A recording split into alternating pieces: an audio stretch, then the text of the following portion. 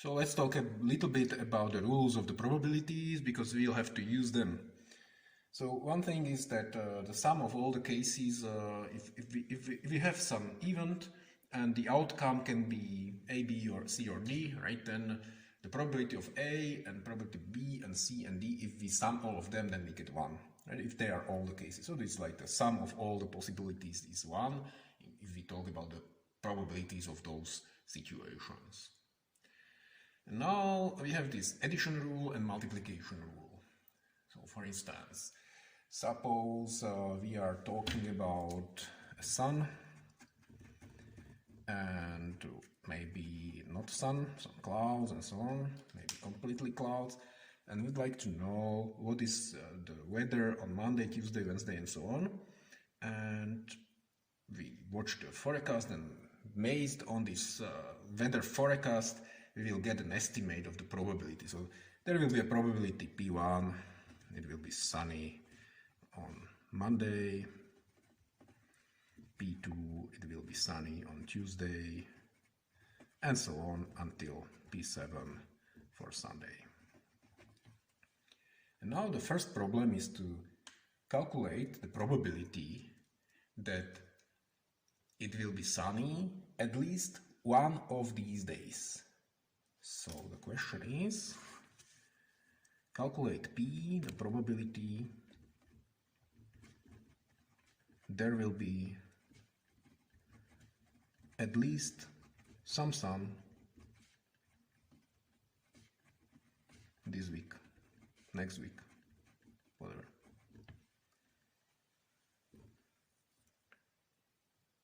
All right. So these are completely separate situations. Maybe there will be a sun on Monday. Yes, great. No, doesn't matter. Maybe it will be on Tuesday. So let's see, there is a 20% chance there will be a sun on Monday, and there is a 10% there will be sun on Tuesday. So what is the chance that there will be sun on either Monday or Tuesday? Like there will be sun at least sometimes during Monday and Tuesday. What is the chance? Right? So how do we calculate this?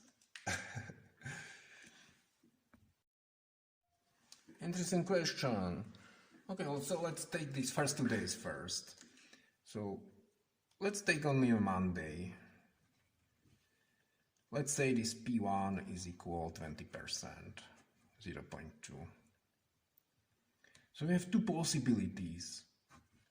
It's 20% sun and with 80% no sun. And then let's P2 be 30%. So how to deal with this 30% now? So if there was a sun on Monday already, we don't care about Tuesday because there was already sun, so it's sun fixed.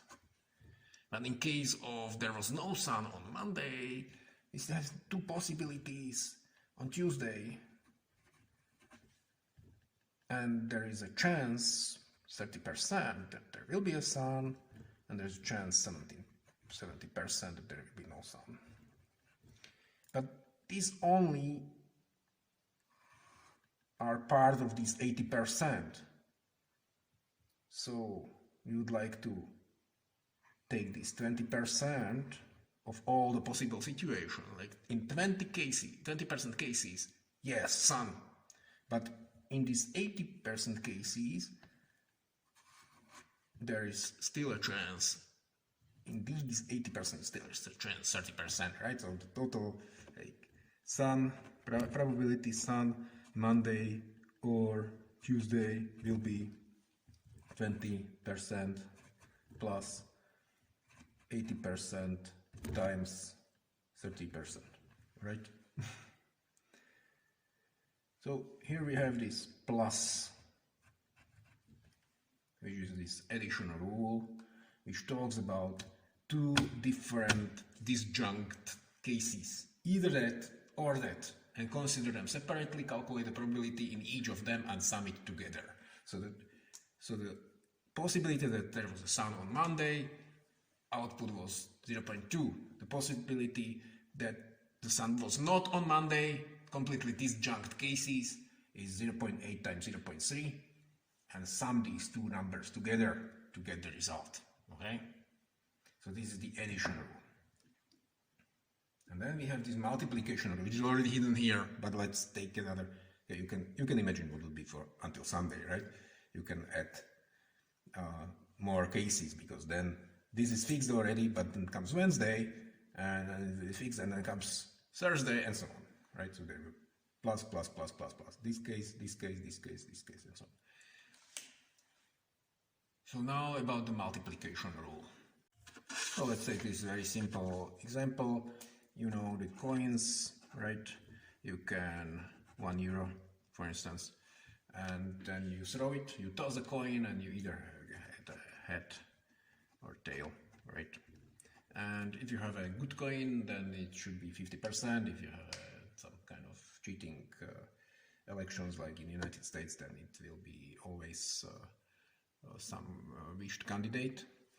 Okay, and now garbage here. And now there would be another situation. You would have a dice, right, with all kinds of different number of points on the sides, and you toss the die, and then you get, of course, 1 to 6, and for instance, the probability of 2, let's say it's a regular die, would be then 1/6, right? Now, suppose you do both things. You first toss the coin, and then you roll the dice, and then what happens?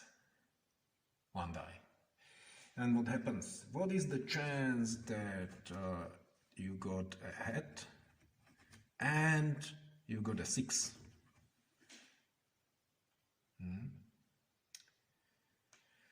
So the probability of head is 50%, and the probability of 6 is 1/6. So what would be the output? Right. So both needs to happen. And first you will toss, and it's very similar to the weather, because if there was a tail, then it's lost. Right, so 50% chance lost, but we are in this case, so we need to calculate this one is 50% chance only, and within those 50% we still need to divide 1, 2, 3, 4, and it's only 1/6 within this, and within that, how we calculate it, right? Okay, so we go for 1 times the other. So this is the multiplication rule. Hope it's clear. How to prove it? We could really calculate enumerate all the possibilities, right? We do it 100 times, and now we enumerate how many times what happens, and we will see that this will really happen only in these many cases, right? If you enumerate all the situation, and you calculate in how many of those 10,000 situations this would happen, then you come up to this result. Okay, so we have the addition rule for disjunct, and we have multiplication if these two things are happening, two things which are independent, and both are happening. That is what probability of one times probability of the other. Okay, let's proceed further. Alright, and now suppose you have your secondary school class, and some people, what do they like to drink? Preferred drink. Nobody likes to drink alcohol these days, right? So some people will answer mango juice, and others will say that my preferred drink is strawberry juice. Okay, and when you are making this questionnaire, you also make one very boring question, like what is your gender, right? Or whatever, right? So let's be conservative here, and you either would have a boy or a girl. Sorry girls, you should be first. And alright, and now this is not like tossing the coin and throwing a dice, because if you look at the boys, the boys will prefer perhaps the strawberry juice or the mango, I don't know. And the girls might prefer mango juice. And if you already know if the person is a boy and a girl, then it will be not 50-50. You will already know that, okay, among boys, one of these is more popular and among girls, another is popular. When we were tossing coin and throwing die, it was completely independent and doesn't matter if it was head or tail, the outcome of the rolling the die was not dependent on that at all.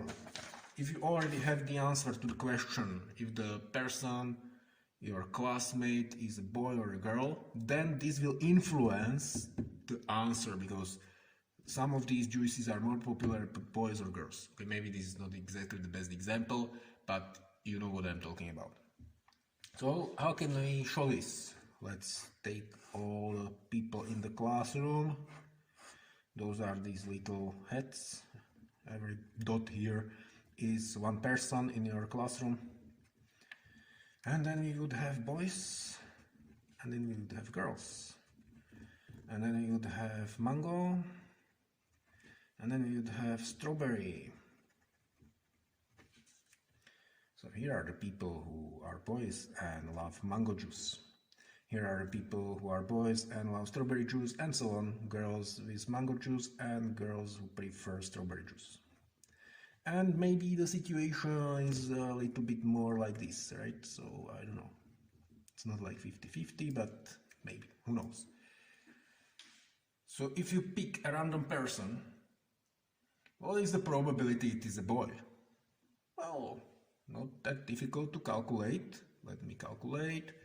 1, 2, 3, 4, 5, 6, 7, 8, 9, 10, 11, 12, 13, 14, 15 boys. And here we would have 1, 2, 3, 4, 5, 6, 7, 8, 9, 10, 11, 12 girls. How many people like mango? That is 4. That would be 13 people like mango if I calculate correctly. And since we are 27 altogether, then there will be 14 people who like strawberry. And now you pick a random person. You take one classmate, your best friend. And what is the chance that it is a boy who likes mango? See, it's not many. So what is the probability that your best friend is boy and likes mango juice? We already see it here that it's 4, of course, but we can calculate it somehow because we can use these numbers, right? So we know that there is probability that somebody is a girl is 12 out of 27. Probability that someone is a boy is 1 minus this, 15. Probability that somebody likes mango, that is 13 over 27. And probability that somebody likes strawberry is 14 over 27. And now suppose you now consider only boys. You are in this part of the classroom, okay, it's separated. Maybe some physical education, boys and girls separate, so you are on the physical education class and you have only boys there, and you ask them, how many of you like mango? And you would like to calculate this probability. That means only from this group you are selecting these. So among these, how many of them like mango? And this is called a conditional probability. You can write like this: probability that the person likes mango given that it is a boy. And it is a conditional probability. And you can use it for all possible, right? What is probability that somebody likes a strawberry if it's a girl, right? That would be these people, and so on. And now, if you recall this way of thinking for the situation here, right? The cases. we would like to calculate the situation. Probability that it is a boy and likes mango. How can we calculate it? Well, first we can look what is the probability that it's a boy at all. Probability that it's a boy. And then among this group, inside of this group, so we are already here, what is the chance that from these people the person likes mango? So this, how much of this from this? And that's exactly like this. Probability that the person likes mango if we already know that it is a boy. So if you look into the numbers, right, this from the chart you can see that this is 4 out of how many, all the boys, 15, right? 4 boys like mango from all the 15 boys at all. And here if you put girl, boy, it's 15 of 27 people, and this is already times 4 of 15, right? So this goes into 4 of 27, which is the case. In this box we have 4 people out of 27 people, right? So this is how the conditional probability works. But what is nice about this, that you can look at the same picture from a different angle. So you are at a party and there is a table with mango juice and a different table with a strawberry juice. And now you call, everybody run to the table of the juice you like. And then you see, there are people at the mango table, there are people at the strawberry table. And then you pick a random person at the mango table and you would like to see if it is a boy. What is the chance that at the mango table you pick a random person? What is the chance that it is a boy? So this is a probability that it is a boy and likes mango juice. So first you take the probability that the people that like mango juice, and when you are already at the mango table, you look at them, how many of these are boys. So probability that it is a boy if we are already at the mango table.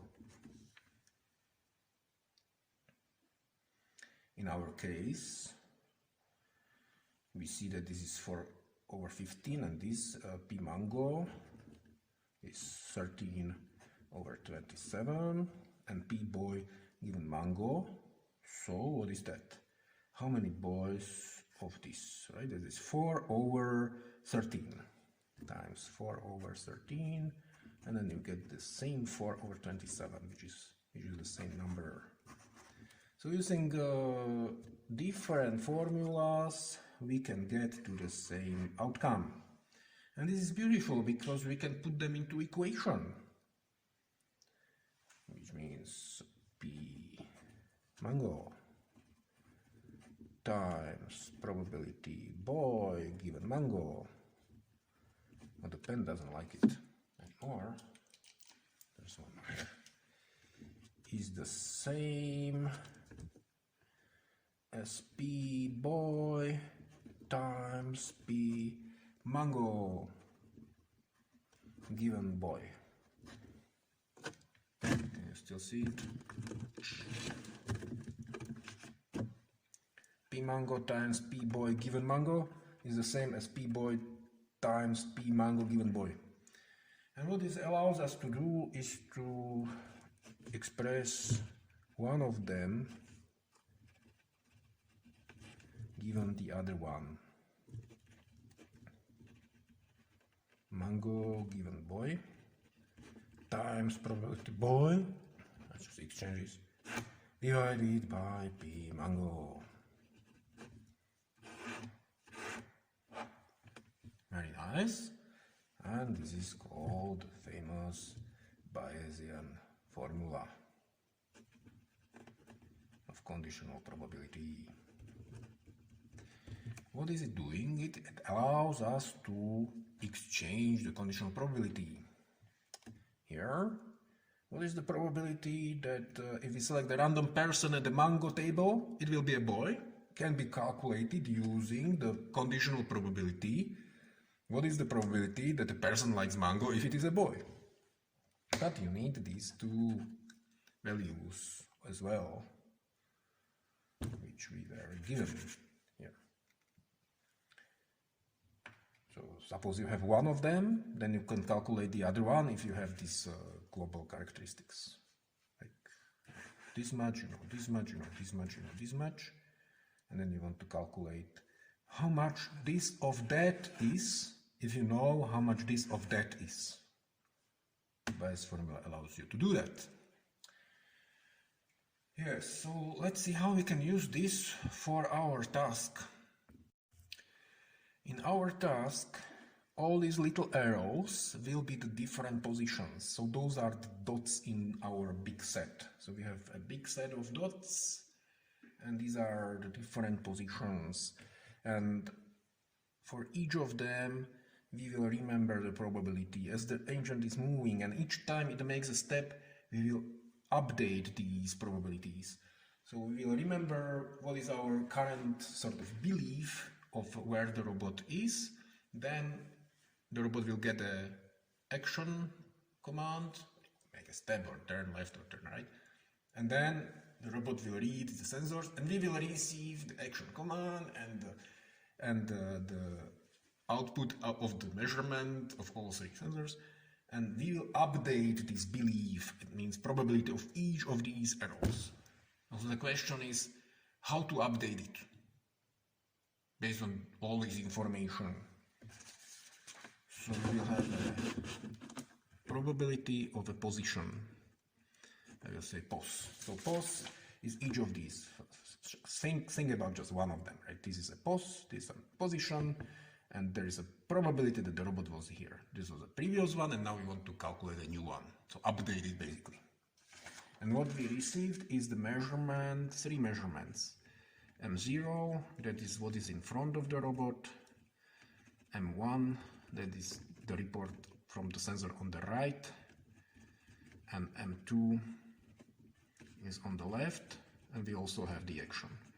And the sequence was that, so it's either forward or step, whatever, or right or left, right or left.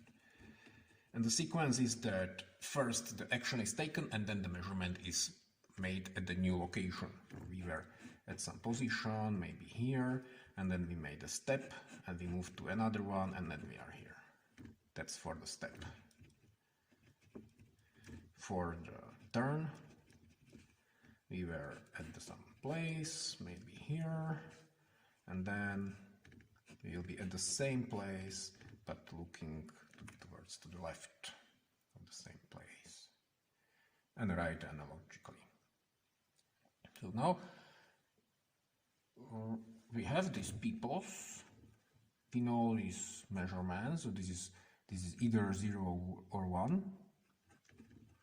0 means corridor, 1 means I can see the wall, all three, and this is an action step, okay, let's call it step, right and left.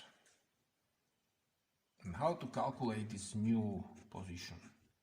If we have the characteristics of the sensor, so we have these numbers, P1, P2, P3 and P4. So what is also given is the sensor characteristics P1, P2, and the action characteristics P3 is for the step and P4 is for the turn.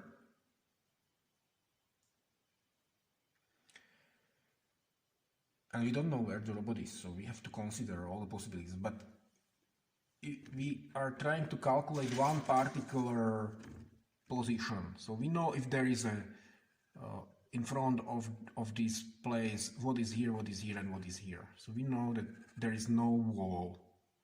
And if we are here, we know that there is a wall, and there is no wall here, no wall here. So we know the situation of that particular location we are trying to update. So basically we have four possibilities. One possibility is that the sensor reports wall and there is a wall. Another possibility is that the sensor reports the wall but there is no wall. Another possibility, sensor reports there is no wall but it is there. And one more, sensor says there is no wall and there is really no wall, right? And whether there is a wall or not, we know from the map. So this is a noun information, and this is what we get from in this array M that you have in the update, because what we are going to do is to write the update function that is in the code. Everything else is implemented, you only need to write this update function, maybe some other functions that you would use in the same function. And there is an array props which has 3 indexes. First one is a row, then second one is column, and the third one is a direction.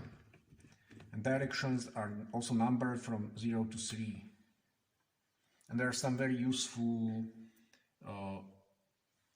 arrays, the row and the column, which tell you the difference of row for all 3 directions. So if the row 0 and the col 0 will be what happens with the robot if it goes in this direction 0 to 3. So these headings in the map are numbered 0 to 3.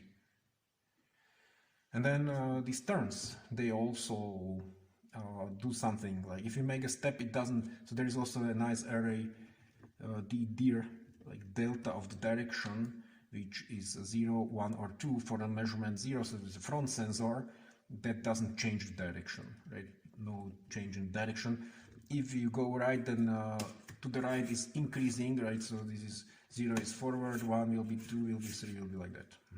So if you turn right, then you increase by 1.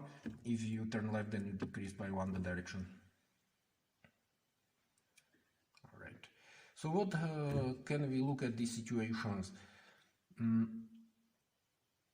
We need to come back to here, boys and girls and strawberry and mango. But what will be the situation? What will these cases? What will be these cases? These cases will be like this.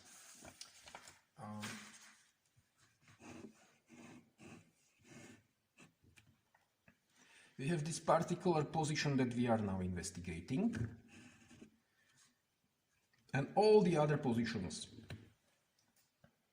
because we don't know where the robot is. Maybe it is here, maybe it is not here. And then the other part will be what is the sensor reporting us. The sensor is reporting, I see the wall, or the sensor is reporting, I see the corridor. But what will be these points? That's the question, right? Because there's only one position, so why would we have here more points, huh? Well, it's okay if we have just one, but it has some probability. You can think that there are more because you can consider, like, suppose we would be in this situation 100,000 times. So 100,000 times the robot is in the situation that it is now. And how many of those he is at that position that we are considering, and how many of those he's at all the other positions? Well, if we already have the representation where these props, right, this array props, which says for each position given by row, column, and dir. So row, column, and dir specifies exactly one of those arrows. Like this would be the row 0, this would be the row 1, this would be, and so on. So this particular arrow up here would be row 1, column 2, and direction 0. Direction 1, direction 2, direction 3. So this particular is props. So we already have some belief, we already have a probability distribution over all of them. What is the probability that we are exactly here? We have some belief based on previous experience. In the beginning, we make it uniform. All places are equal. But then as we move and obtain measurements, it will be changing and changing and changing, right? So, okay, so this is what we already have. So if you suppose you are there 100, you repeat the same experiment 100,000 of times, then in some of these dots will be here and some of them will be here. So depending on exactly this number, this prop number at that position, there is this 0.02 2% probability that I am at that particular position, 2% probability I am there. So out of these 100,000, will be 2% of them will end up in this part, and the rest will end up in this part. And then in all those situations, we'll use the sensor. We treat each sensor separate, so now we consider only the first sensor, right? It's the same for all sensors, so we do it one by one. First measure with one sensor, then measure with another, and so one by one. So first we measure with the sensor forward.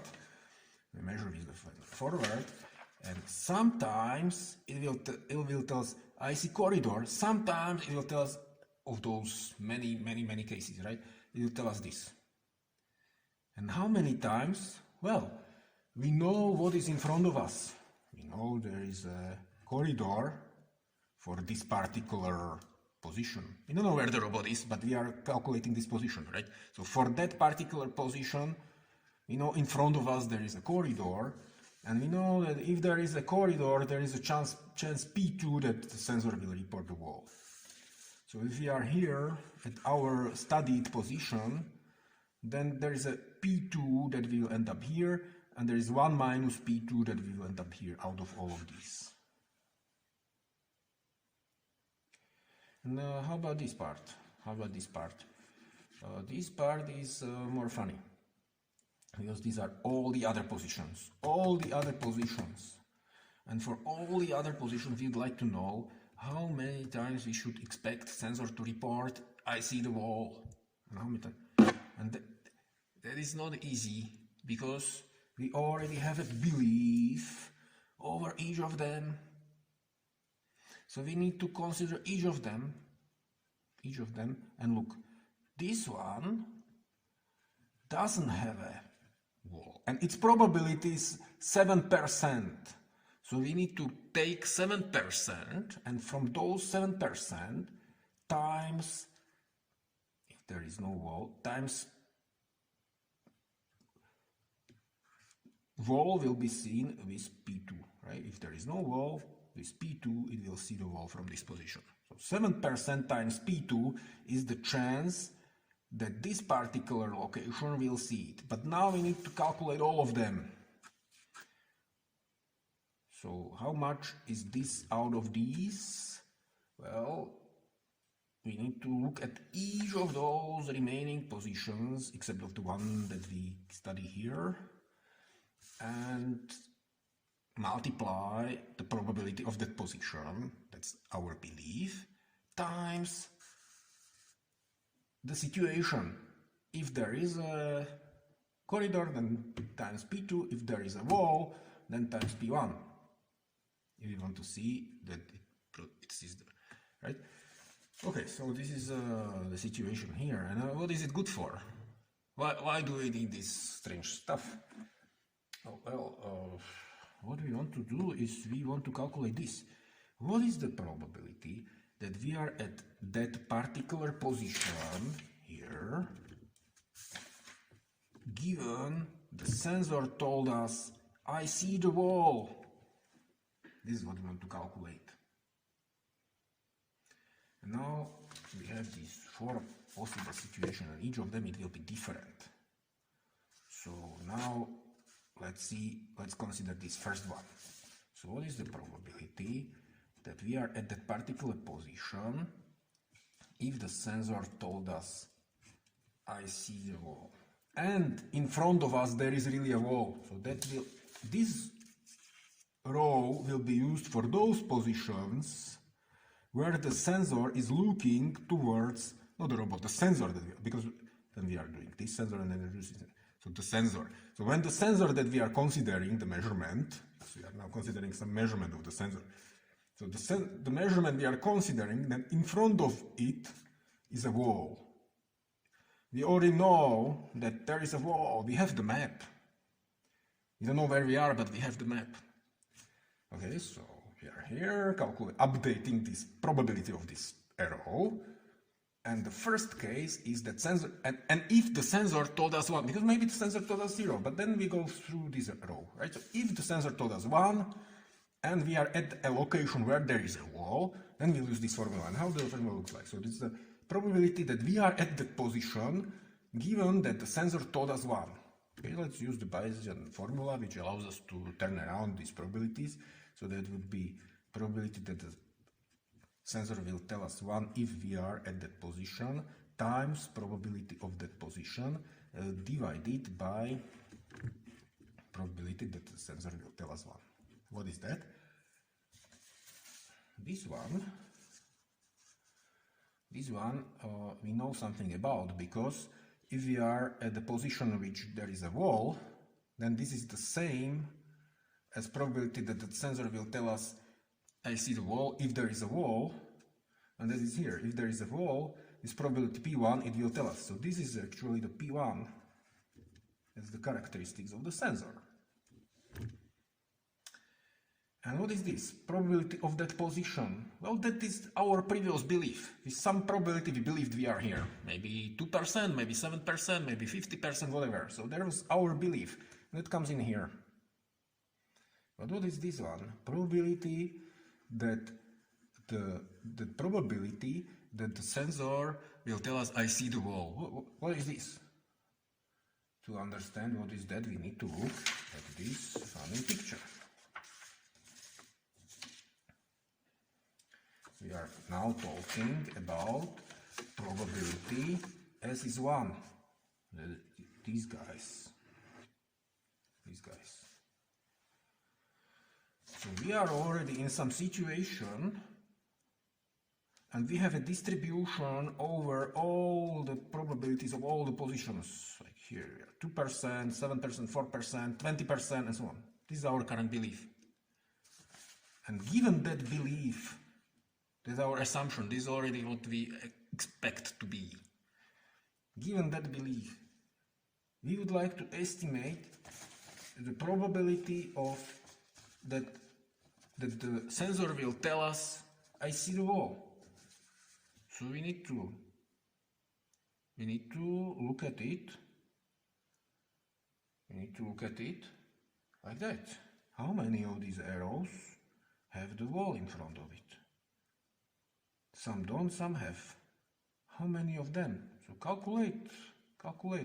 But each of them you need to consider with the probability, because if the probability is 50% here, then it will be very likely that the sensor will report it. If it's only 0.02 here, it's not likely. So what we need to do is calculate the sum of all those that are in front of the wall times P1 plus all those which are not in front of the wall plus P2, because maybe it reported that I see the wall, but it maybe made a mistake.